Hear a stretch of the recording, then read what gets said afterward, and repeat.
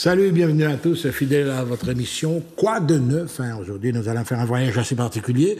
Nous allons parler d'agroécologie, écologie, excusez-moi. Et j'ai à mes côtés justement M. Dokui Saturnin, qui est président de l'association Diaspora Sans Frontières. Bonjour, monsieur. Bonjour, Monsieur Saturnin, ça va? Ça va. Ça fait, vous venez souvent en Martinique? Ah, je vis en Martinique. Ah, vous vivez là? Depuis combien de temps? Ah oui, ça fait quand même plus de 30 ans que je vis en Martinique. Ah ben vous êtes Martiniquais, mais je me le disais bien. Oui, je me définis comme Martiniquais. Vous êtes un Martiniquais? Oui, merci. Bon pied, bon oeil. Merci Voilà. beaucoup. Et en face, alors là, j'ai Marie-Louise Monette, c'est ça? Qui est cadre de la société Domaine Lantique, c'est ça? Gérante. Gérante. Voilà, gérante de l'entreprise agricole à responsabilité limitée qui s'appelle Domaine Lantique. Lantique. Se situe au Vauclin, à la montagne du Vauclin. Situé au Vauclin, la montagne Vauclin, maman Vauclin, Voilà. nous là. C'est ça. Alors là, nous allons parler aujourd'hui d'agroécologie, etc., avec un séjour professionnel dans toute une organisation qui est mise en place sur la thématique l'Afrique verte. Ça vient de vous, ça, la thématique même, ou bien ça existait déjà? L'Afrique, elle est déjà verte par définition. Oui. Mais verte, on a appuyé sur le mot vert parce que nous sommes dans un domaine, notamment le domaine agricole, qui est vraiment le premier domaine, vraiment l'essence de l'économie africaine. Oui. Et notamment du Bénin, parce que le Bénin est en passe de devenir, ou sinon est déjà devenu, le premier pays producteur de l'Afrique de l'Ouest. Le premier agricole. Ouais. Et fondamentalement, l'agriculture, c'est le pilier de l'économie béninoise. Alors justement, mesdames et messieurs, l'Afrique, justement, on entend dans ces fois, la destination est en train de s'amplifier. Là. Vous avez remarqué qu'il y a beaucoup de voyages, etc. Alors, Marie-Louise. Monette. Excuse-moi, oui, Monette. Ouais. C'est... qui est-ce qui a été à l'origine? Il m'a pas répondu là-dessus, hein, du concept en lui-même. Je vous ai vu un petit peu... Vous étiez un petit peu à l'origine de ça. Ouais. Non, le concept de l'Afrique verte, donc c'est nous qui le portons, puisque Oui. bon, c'est normal que ce soit Saturnin Dokui qui réponde, puisque cette dimension du Bénin qui a une histoire agricole très puissante, hein, histoire éducative très puissante, donc c'est quand même lui, à travers son origine béninoise et puis ses actions à travers Diaspora Sans Frontières, qui est effectivement le plus à même d'en en parler. Par contre, moi, je suis la porteuse du projet, donc celle qui a impulsé justement depuis 2 ans cette dynamique pour créer du lien entre l'agriculture en Martinique, les agriculteurs, et la ferme Songhai qui se trouve au Bénin, qui est une ferme qui est en train d'exploser, de se répandre au niveau de l'Afrique, hein, donc qui a été conçue par le professeur Godfrey Nzamoujo, qui a été reçu déjà par Juliette Smeralda ici, qui est venu ici il y a 2 ans, en novembre 2022, qui nous a fait un cycle de conférences à travers toute la Martinique pour justement nous sensibiliser, donc j'appelle ça la phase de l'éveil et de la convergence des consciences, nous sensibiliser à son modèle qui s'appelle son modèle Songhai, qui est le plus abouti en matière d'agroécologie au monde. Hein. Donc c'est un site qui se répand, mais qui est le premier site expérimental, se trouve à Porto Novo, qui est la capitale du Bénin. Voilà, donc Monette a donné pas mal de précisions. Alors maintenant, Saturnin, M. Dokui, un séjour qui vise l'autonomie et la sécurité alimentaire martiniquaise. Alors il y a une connotation à la fois sur l'agriculture, évidemment, mais il y a aussi une connotation politique, parce que actuellement, on vous parle d'autosuffisance alimentaire. Est-ce que ça a été votre souci majeur, là? Ben oui. Apprendre aux gens à consommer ce qu'ils ont sur place, quoi. Actuellement, nous sommes en plein dedans. Nous sommes en plein dedans. Ouais. Puisque moi, je pars de l'exemple du Bénin. En 1977, j'étais encore jeune. Je n'avais pas encore mon bac, puisque c'est après mon bac que je suis venu ici. J'étais encore au Bénin en 1977, où le Bénin a connu une famine. Oui, développer ça m'intéresse justement. Donc il y a un élément détonateur. Et moi, j'ai vécu cette famine-là. J'étais encore enfant. Et pendant cette famine-là, on a appris à manger des corosol. La première fois qu'on a pris le corosol, on pouvait le cuire et le manger comme un légume. C'est la première fois qu'on prenait le fruit à pain comme étant un élément constitutif de l'alimentation saine. On va dire, à l'époque, c'était à défaut, puisque toutes nos cultures étaient, comment on dit ça, il y avait une grande sécheresse, et tout avait brûlé. Ah oui, oui, on était victime des aléas du temps, etc. La sécheresse en Afrique, Exactement. c'est terrible, énorme. c'est encore, Et là, c'est encore plus grave qu'ici. En 77, on a eu une sécheresse qui a duré des mois. Et donc, toutes les cultures avaient brûlé. Il fallait trouver quelque chose. Et comme à l'époque, nous avons un régime révolutionnaire qui n'était pas apprécié, donc on avait un embargo qui ne disait pas son nom. Donc, la famine accumulée avec l'embargo, il fallait se débrouiller. Ouais. Donc l'État nous a appris en ce moment-là à dire, vous devez vous concentrer sur une production locale endogène. On va retourner justement vers vous. Alors Monette, là il est en train d'évoquer quelque chose qui me rappelle un petit peu l'histoire de la Martinique. Vous savez, il y a une période de restriction ici qui s'appelait l'amiral Robert. Exactement. Exactement. Ça va, au départ, ça vous a pas un petit peu rappelé ça? Il fallait se débrouiller. Ouais. Oui, de toutes les façons, l'époque de l'amiral Robert est encore bien dans notre imaginaire collectif. Des fois même, je parle de syndrome de l'amiral Robert, tellement on a peur de manquer. Et quand on rentre pour acheter un truc, on ressort avec un chariot, on veut avoir le congélateur tout plein. Donc la question de la souveraineté alimentaire, effectivement, de la peur de manquer, le besoin justement de se prémunir, parce que il parle de sécheresse, parce que la Martinique et la Guadeloupe, dans peu de temps, seront des îles les plus sèches de la Caraïbe. Donc, les risques naturels, dans l'exemple du Bénin, les risques naturels pour la Martinique et la Guadeloupe, je ne peux pas la Guadeloupe, sont aussi à prendre en considération. D'où notre démarche de vouloir, avec un groupe d'agriculteurs et un groupe d'agrotransformateurs, de partir au Bénin pour, riche de cette expérience chez nous, Amiral Robert, chez eux avec la sécheresse, mais voir comment ils s'en sont sortis, parce que la ferme Songhai, c'est un modèle extraordinaire. Donc son concepteur est venu, nous a invités, et les agriculteurs et agrotransformateurs m'ont dit, puisque c'était moi qui étais à l'origine justement de sa venue en Martinique par 2 fois, donc ils m'ont dit, Monette, on est prêt, quand tu es d'accord, on y va, parce qu'on a besoin d'aller sur place découvrir cette ferme. Voilà. Donc, justement, dans la démarche en elle-même, il y a à la fois un élément économique, évidemment, il y a un élément, comme elle les égale, politique même, autosuffisance, ça veut dire ce que ça veut dire. Hein. Donc, est-ce que vous avez tenu compte de ça ou vous vous adressez directement au travail produit sur le terrain? Oui, je pense que c'est un tout. Hein. Parce qu'il faut qu'il y ait une conscience derrière tout ça. Oui, c'est un tout, il faut sensibiliser les gens. Parce qu'il ne faut pas que le mot souveraineté alimentaire soit un mot vain. Et pour arriver à la souveraineté alimentaire, il y a une démarche. Si je reprends le cas du Bénin,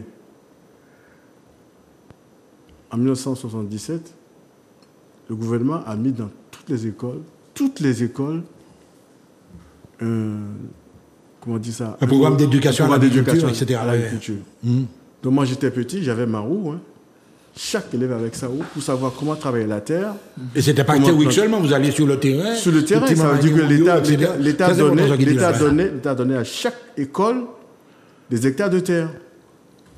Donc les enfants étaient dans les champs. Il y avait une éducation agricole tous les jours à partir de 16h. Puisque l'école finissait à 17h. C'était un emploi de temps, quoi. Ouais. Oui, de l'emploi du temps. Et le maître même était formé à l'agriculture. Et donc, chaque classe avait une portion de terre. Et cette classe-là produisait des laitues, l'autre produisait du maïs, l'autre produisait du arachide, l'autre produisait, etc. Ce qui fait qu'à la fin de l'année, cette production-là, que nous diversifiée, était, on donnait à manger en priorité aux orphelins de l'école, puis ceux qui n'ont pas de parents, qui n'ont pas de choses à manger, on leur distribuait des denrées. Et le reste, l'école vendait. Pour se faire de l'argent. Coopérative, quoi. Coopérative. Si bien que nous, on a grandi avec ça. On a grandi avec la production. Donc c'est une culture. C'est une culture, ce domaine. Et quelques années après, le Bénin n'a besoin de personne pour se nourrir. Aujourd'hui, c'est pareil quand vous allez au Bénin. Du manioc, du maïs, du riz, partout. Des fruits, vous allez voir des fruits au bord des routes, partout. On n'a pas besoin d'en importer. Même le riz qu'on importait aujourd'hui est produit localement.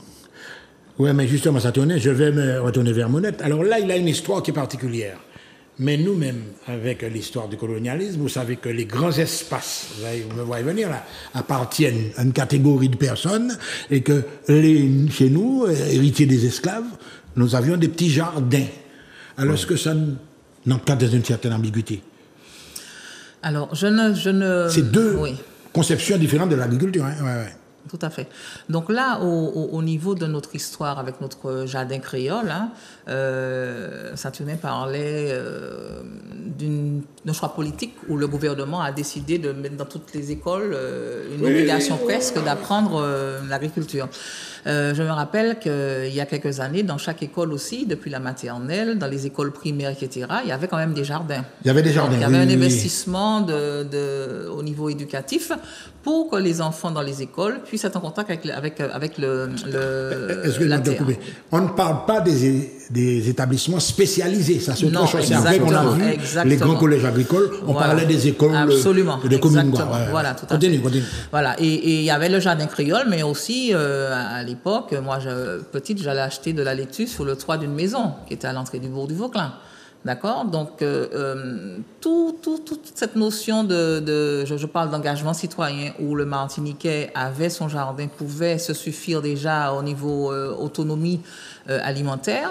On avait le cochon qu'on l'on tue à Noël. Il y avait des traditions, il y avait un calendrier. Que ce soit à Fort-de-France, etc., on faisait des poules et des cochons aussi préparés la rentrée scolaire pour financer la rentrée scolaire.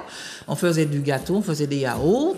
Il y avait quand même cette dynamique où le Martiniquais n'allait pas forcément dans les supermarchés qui n'étaient pas aussi abondants et qui se contentait autour de sa maison, dans sa commune, à planter, à cultiver et aussi à apprendre à ses enfants à planter. Mais justement, ça t'a pas nommé. Je ne sais pas s'il y avait ça chez vous en Afrique, on est peu à témoigner. On faisait même comme cadeau à un enfant, avant, une petite poule, un petit cochon, etc. Non, mais tu ris, mais c'est très important. Ça, ouais. Est-ce que ça aussi, ça a disparu?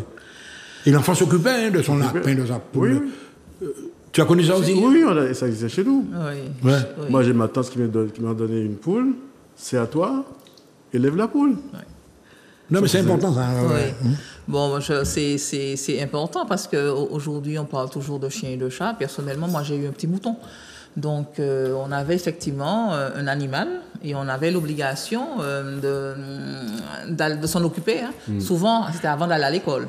Avec un emploi de temps bien régulier, le matin, il faut bien manger, le soir, etc. Michel a entré ses cabrites là-dedans. C'était tellement vrai que, on avait une frange, les médecins, les directeurs d'établissement, les enseignants, avant d'aller au travail, ils allaient s'occuper de leurs bœufs. Donc, c'est cette espèce... J'arrive en retard, des fois, à l'école. Voilà, c'est cette espèce de lien avec la terre, avec la nature, avec sa propre alimentation, que nous, à travers notre action, retourner vers le Bénin, échanger, partage d'expériences, échange entre pairs avec nous qui partons agriculteurs et agrotransformateurs au Bénin, notamment à la ferme Sangaï. Nous irons visiter sur place des gens qui nous ressemblent, qui cultivent les mêmes produits que nous, le manioc, l'igname, le gombo. On a besoin de gombo actuellement beaucoup. C'est très consommé. Voilà, et dans un pays qui nous ressemble, donc cette démarche déjà, elle est politique. J'ai envie de le dire parce que pour nous, en tant qu'agriculteurs et agrotransformateurs, nous sommes en train de nous engager à faire autrement. On a envie de partir pour aller voir ce qui se passe concrètement en quelque part qui nous ressemble. Donc c'est pas l'Europe, hein, voilà. Donc voilà, on a un climat qui nous ressemble. Donc on va voir ce que nous pouvons avoir comme apport technique. Bénéficier de leur technique, enfin voir pas puiser, c'est-à-dire partager leur technique. Et attention, parce que eux aussi ils ont à apprendre de nous. Quand le professeur Godfrey Nzamojo est venu, il était surpris de découvrir notre ingéniosité. Beaucoup de choses qu'il ne pensait pas trouver en Martinique, il a vu. Donc, quand il nous a invités, c'est vraiment pour échanger. Nous allons passer sur le séjour 3 jours à Songhai. Et c'est important de... Où est-ce que tu as dit? À Songhai, à la ferme Songhai, dont je parlais tout à l'heure. C'est important de dire qu'en Martinique, nous sommes très ingénieux. Nous avons déjà créé beaucoup de choses en agrotransformation. Nous sommes vraiment... il y a eu des progrès, parce qu'avant, on demandait, il y a des choses, et puis il y a des jeunes aussi qui commencent à... Voilà, seulement ça reste au stade de la petite consommation. Embryonnaire. Pour tenir en stade, pour livrer dans une petite épicerie fine, mais pour nourrir une population dans les les EHPAD, dans les écoles, dans les prisons, voilà. On n'avons pas encore le tonnage. Donc, voir dans quelle mesure, parce que nous, on aime bien notre igname qui a disparu pratiquement de la Martinique, on aime bien voir quelles sont aussi les techniques que peuvent nous apporter, par exemple, Songhai, pour pouvoir justement réapprendre à remettre au goût du jour toutes nos espèces d'ignames qui ont disparu. Oui, mais Monette, il y a un élément très important. Tu as un calendrier culturel qui va avec justement la consommation. L'igname, par exemple, c'est en période de Noël, etc. Mais, ce qu'elle est en train de nous dire, dans les cantines, par exemple, ce serait bien que régulièrement, gustativement, on habitue les enfants à ces saveurs-là. Parce que j'ai connu les cantines, là, où tu déposes en playam, là, ils ne voient pas intact. Hein. Oui, il y a le côté gustatif, certes, mais il y a aussi le côté visuel. Il faut effectivement, et nous, on l'a commencé déjà, à voir comment on présente le fruit à pain autrement, à travers les chips, les ignames, etc., les jus. Nous avons, dans le cadre de notre déplacement, une diététicienne qui vient avec nous, qui nous fait des smoothies. Il faut être sexy, il faut être fun, il faut se mettre au goût du jour. Dans la couleur du temps, quoi. Voilà, donc l'enfant, on lui parle de smoothie à l'igname, il va le consommer, on va lui proposer une gaufre à la patate douce, il va voir un burger. Cette diététicienne fait un burger avec de l'igname, de mon exploitation d'ailleurs. Elle vous fait un burger avec... Voilà. Et à l'intérieur, c'est vegan en plus. À l'intérieur, c'est pas de la viande. Donc, il y a tout un effet visuel à faire, mais là, ça demande aussi effectivement qu'on puisse nous permettre de laisser faire ceux qui savent transformer, pas forcément toujours avec ceux pour lesquels on s'attend toujours dans les pots, dans les bocaux, mais voir, puisqu'on a une frange de population des 40 ans et moins habituée au fast-food, avec une représentation de menus, qui c'est la pizza, voilà. Donc, voir comment on essaie de changer les paradigmes, mais vraiment dès la maternelle, dès les crèches, pour voir comment on change la manière de présenter nos produits. Ouais. Alors, c'est très important ce qu'elle disait, la Monette. Est-ce que c'est une délégation de combien de personnes vous faites, vous allez Alors, nous sommes une vingtaine, en sachant que nous sommes une vingtaine dans le groupe. Voilà. Alors, les conditions d'accueil, vous avez tout prévu. C'est pas la première fois qu'elles vont faire cette visite-là. Hein. Il faut dire que DSF, notre association, a l'habitude de recevoir des délégations. Au Bénin. En décembre, janvier 2023-2024, nous étions là-bas avec les Martiniquais. En juillet dernier, nous étions là-bas avec les Martiniquais. Donc voilà. Donc nous sommes habitués à organiser le séjour. Bon, mais on l'organise. Nous ne sommes pas l'agent de voyage, mais on organise des séjours associatifs en fait à notre manière. C'est-à-dire que nous avons des choses spécifiques. Ah, vous avez un parcours. Il n'y a pas que le parcours, mais il y a l'animation de ces jours. Donc c'est culturel et à la fois... C'est culturel, il faut, tout ce que nous faisons doit allier la culture béninoise à la culture martiniquaise. Bien sûr. Parce que nous, on part du principe que si on veut vraiment que des relations s'installent entre la Martinique et le Bénin, il faut que les gens se rencontrent, il faut que les cultures se rencontrent, il faut qu'on apprenne à vivre ensemble. J'en veux pour preuve que nous avons incité un partenaire hôtelier. Lorsqu'il était en train de construire son hôtel, on lui a dit, écoute, si tu veux que les Martiniquais viennent chez toi, réserve-nous des espaces qui nous ressemblent. Ben, il l'a fait. C'est très important ce qu'il dit. Là, on se retrouve chaque soir, parce qu'après, lorsqu'on sort la journée, quand on rentre le soir, qu'est-ce qu'on aime? On aime prendre un petit rhum, un petit rhum vieux avec du citron. On amène le citron d'ici, et ça agrémente le séjour. Mais les gens ont l'impression qu'ils revivent quelque part. Ça fait à la fois touristique et en même temps... Ah oui. Et puis... Ou danser, hein. Danser, rigoler, jusqu'à des heures... Il y a peut-être des idylles se nouent également. Ce qu'on ne peut pas faire dans les grands hôtels. Ce qu'on ne peut pas faire dans les grands hôtels. Ah oui. Et là, les gens sont chez eux, ils rentrent dans la culture locale, je les vois traverser les rues, ils prennent des taxis motos, parce qu'au Bénin, il y a des taxis motos, ils prennent des taxis motos, ils sont décomplexés. Ouais. Donc, on a des séjours vraiment spécifiquement organisés qui répondent vraiment. Alors, à partir de ce qu'il vient de dire, est-ce que, par exemple, vous avez envisagé d'aller au Bénin et de proposer un la sauté?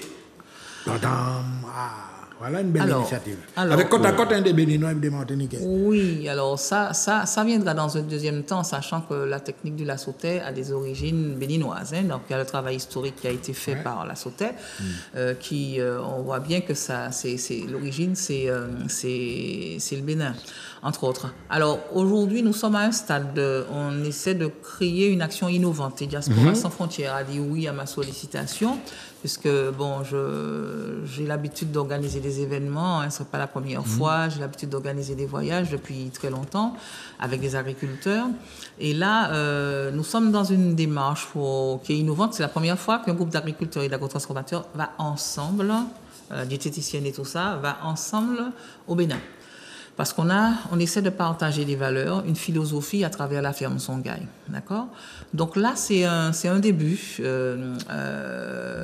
Nous, on prend le parti de rester sur notre dimension économique, production, échange, transformation, etc. Tout ce qui concerne le Lassotais, à mon avis, donc ça va rentrer dans la partie socio-culturelle qu'on peut organiser dans un autre temps. Voilà. D'accord. Donc notre programme, cette fois-ci, comme c'est la première fois que nous y allons, nous avons l'intention de rencontrer des acteurs économiques du Bénin, des acteurs politiques, des gens qui ont affaire à tout ce qui est agriculture. Nous devons rencontrer aussi le maire de l'une des plus grandes villes agricoles, qui est venu ici en décembre l'an dernier sur le site de la ville du Gourmand, puisqu'il a signé convention avec la ville du Gourmand, ville agricole, oui. Donc nous sommes dans une démarche où on va rencontrer des acteurs politiques. C'est un maire à Lada, 800 000 habitants, qui est lui-même agriculteur, qui a son unité de transformation. Donc on va à la rencontre de ces gens-là, voir qu'est-ce qu'on peut faire ensemble. C'est une politique d'échange. Voilà. En plus, les lignes aériennes, je crois qu'il y aura des améliorations. Enfin, il y a toujours qu'à dire ça. Nous espérons. Par contre, la difficulté qu'on a aujourd'hui, c'est que nous sommes en train de chercher des financements pour l'organisation, que tout n'est pas rose. C'est la première fois qu'on organise ce type d'événement. On a besoin de soutien de la population.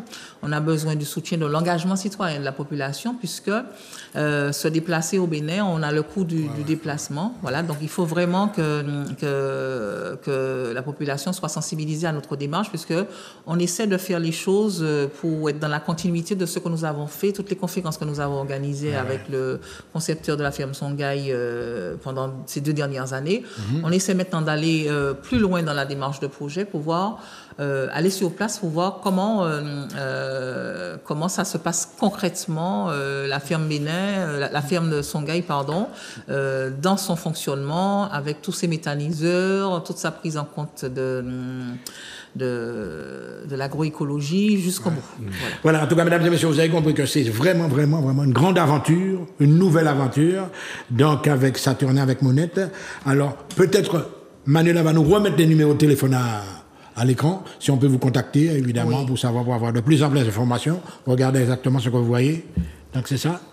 Donc, grande initiative. C'est du combien quand vous serez là?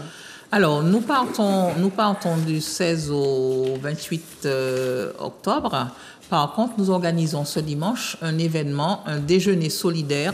Un déjeuner solidaire au Jardin de la Santé. Donc, c'est chez un agriculteur qui nous passe son espace, qui s'appelle Malik Malsa. Ah, mais oui, on connaît bien, oui. Voilà. Donc, nous appelons la population à venir nous soutenir parce que nous avons besoin de financement pour réaliser ce voyage. Donc, nous organisons un déjeuner solidaire avec des groupes qui nous accompagnent, qui vraiment viennent nous prêter main forte. Et on a maintenant besoin que la population vienne concrètement. Nous avons mis la nouvelle sur Bizouk, donc j'invite la population martiniquaise à s'inscrire puisque l'événement s'appelle Déjeuner solidaire. Et ça aura lieu le 22 septembre. Au Jardin de la Santé. Chez Malik Malsa, route de Crèvecoeur. Voilà. De 12h à 18h. Voilà. En tout cas, mesdames et messieurs, vous avez compris. Donc, il faut nous bailler un coup de main. Il faut aller leur porter les aider, quoi. Parce qu'ils ont besoin quand même de fonds pour pouvoir organiser tout ça. À très bientôt sur Zouk TV. Merci.